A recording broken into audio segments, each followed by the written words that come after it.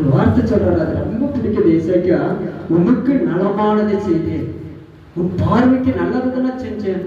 தேவனுடைய ஆலயத்தினால் பழுது பார்த்தேன், தேவனுடைய ஆலயத்தினால் அதை கட்டினேன்.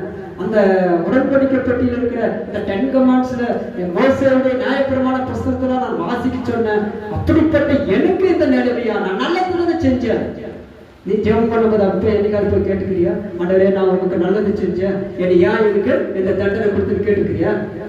நம்ம என்ன நல்லது செய்யறோம், அதுக்கு மட்டும் சொல்லாது, மற்றது எல்லாத்துக்கும் சொல்லணும்.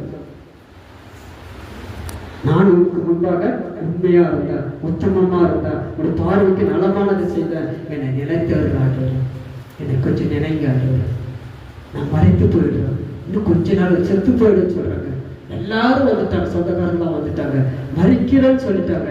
ஆண்டவர் கொஞ்சம் கேளுங்க வச்சிடும். ஆண்டவர் 5வது வருஷத்துல வாசிக்க வேண்டாம். கர்த்தர் என்னவோ, உன் விண்ணப்பத்தை கேட்டேன், உன் கண்ணீரை நான் கண்டேன். ஆண்டவர்